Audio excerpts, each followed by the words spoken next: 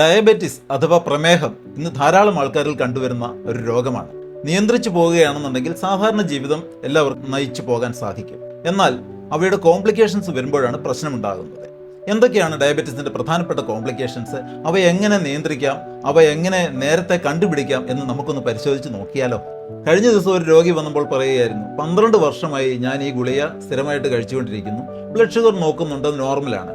പക്ഷേ blood sugar level normal ആയതുകൊണ്ട് മാത്രം കാര്യമില്ല, കോംപ്ലിക്കേഷൻസിന്റെ സാധ്യത എന്തെങ്കിലും ഉണ്ടെങ്കിൽ അവ കൂടി അഡ്രസ്സ് ചെയ്തെങ്കിലേ നല്ലൊരു ജീവിതം നയിക്കാൻ സാധിക്കുകയുള്ളൂ. ഡയബറ്റീസിന്റെ കോംപ്ലിക്കേഷൻസ് അഫക്റ്റ് ചെയ്യുന്നത് പ്രധാനമായും ഏത് അവയവങ്ങളൊക്കെയാണെന്ന് നമുക്കൊന്ന് പരിശോധിച്ച് നോക്കാം. പ്രധാനമായും 6 രീതിയിലാണ് ഇവ അഫക്റ്റ് ചെയ്യുന്നത്. ഇവയെ ടാർഗറ്റ് ഓർഗൻ ഡിസ്ഫങ്ഷൻ TOD എന്ന് പറയും. എന്തൊക്കെയാണ് പ്രധാനപ്പെട്ട ടാർഗറ്റ് ഓർഗൻസ്, അതുപോലെ തന്നെ അവ എങ്ങനെയാണ് അഫക്റ്റ് ചെയ്യുന്നത് എന്ന് പരിശോധിച്ച് കഴിഞ്ഞാൽ macro vascular complications and micro vascular complications. അതായത് മാക്രോ വാസ്കുലർ എന്ന് പറഞ്ഞാൽ വലിയ രക്തധമനികളിലെ രക്തയോട്ടം തടസ്സപ്പെടുകയും അതോടൊപ്പം തന്നെ അവയവത്തിന് കേടുപാട് സംഭവിക്കുകയും ചെയ്യും. മൈക്രോ വാസ്കുലർ കോംപ്ലിക്കേഷൻസ് എന്ന് പറഞ്ഞു കഴിഞ്ഞാൽ നമ്മുടെ തലമുടി നാരിൻ്റെ അത്രയും വലിപ്പമുള്ള രക്തക്കൊള്ളികളെ അഫക്റ്റ് ചെയ്യുകയും അതനുസരിച്ച് അതോടനുബന്ധിച്ചുള്ള അവയവങ്ങൾക്ക് പ്രശ്നങ്ങൾ ഉണ്ടാവുകയും ചെയ്യും. ഏതൊക്കെയാണ് TODs എന്ന് നമുക്കൊന്ന് നോക്കാം. പ്രധാനപ്പെട്ട ഒരു TOD, അതായത് ടാർഗറ്റ് ഓർഗൻ ഡിസ്ഫങ്ഷൻ എന്ന് പറയുന്നത് നമ്മുടെ കിഡ്നിയാണ്, നമ്മുടെ വൃക്കകളാണ്. വൃക്കകളിലേക്കുള്ള ചെറിയ രക്തക്കൊള്ളികൾ, തലമുടിനാരിൻ്റെ അത്രയും വലിപ്പമുള്ള രക്തക്കൊള്ളികൾ തടസ്സം വരുന്നത് കൊണ്ട് അവയുടെ ഫിൽട്രേഷൻ അഫക്റ്റ് ചെയ്യുകയും അവയുടെ പ്രവർത്തനത്തെ ബാധിക്കുകയും ചെയ്യും. അത് മുന്നോട്ട് പോകുമ്പോൾ ഡയാലിസിസിലൊക്കെ എത്തിപ്പെടുകയും അതുപോലെ തന്നെ കിഡ്നി ഫെയിലിയറായി കിഡ്നി മാറ്റിവെക്കേണ്ട അവസ്ഥ വരെ വന്നുകൂടാൻ സാധ്യതയുണ്ട്. അതുപോലെ തന്നെ പ്രധാനപ്പെട്ട ഒരു അവയവമാണ് നമ്മുടെ ഹൃദയം. ഹൃദയത്തിലേക്കുള്ള രക്തക്കൊള്ളികൾ മാക്രോ വാസ്കുലർ എന്ന് പറയും. അതായത് അല്പം കൂടി വലിപ്പം കൂടിയ രക്തക്കൊള്ളികൾ തടസ്സം വരുന്നതിനാൽ ഹൃദയാഘാതം ഉണ്ടാകാനുള്ള സാധ്യതയുണ്ട്. അടുത്ത ടാർഗറ്റ് ഓർഗൻ നമ്മുടെ കണ്ണാണ്.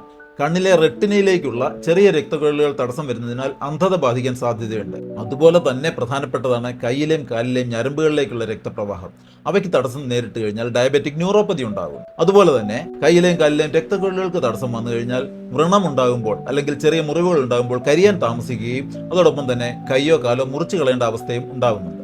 ഇതിനോടൊപ്പം തന്നെ പ്രധാനമാണ് നമ്മുടെ തലച്ചോറ്. തലച്ചോറിലേക്കുള്ള രക്തപ്രവാഹത്തിന് പ്രശ്നം വന്നു കഴിഞ്ഞാൽ സ്ട്രോക്ക് ഉണ്ടാകാനുള്ള സാധ്യതയുണ്ട്. ഇവയൊക്കെയാണ് പ്രധാനപ്പെട്ട ടാർഗറ്റ് ഓർഗൻ ഡിസ്ഫങ്ഷൻസും. അവ എങ്ങനെ നിയന്ത്രിക്കാം, അതോടൊപ്പം തന്നെ അവ എങ്ങനെ നേരത്തെ ഡിറ്റക്റ്റ് ചെയ്യാം എന്നുള്ളതനുസരിച്ചിരിക്കും ഒരു പ്രമേഹ രോഗിയുടെ ജീവിതകാലം. അപ്പോൾ ശ്രദ്ധിക്കുക, ഡയബറ്റീസ് ഉണ്ട് എന്ന് പറയുമ്പോൾ ബ്ലഡ് ഷുഗർ ലെവൽ മാത്രം നോക്കിയാൽ പോരാ, മറ്റുള്ള കോംപ്ലിക്കേഷൻസ് ഡിറ്റക്റ്റ് ചെയ്യാനുള്ള യൂറിൻ മൈക്രോ ആൽബുമിൻ, അതുപോലെ തന്നെ ഹൃദയത്തിന് പ്രശ്നമുണ്ടോ എന്നറിയാനുള്ള പരിശോധനകൾ, തലച്ചോറിന് പ്രശ്നമുണ്ടോ എന്നറിയാനുള്ള പരിശോധനകൾ, food care, diabetic food care എന്നിവ കൂടി ശ്രദ്ധിച്ചെങ്കിൽ മാത്രമേ നല്ലൊരു നിയന്ത്രണത്തിലാകുവാൻ സാധിക്കുകയുള്ളൂ.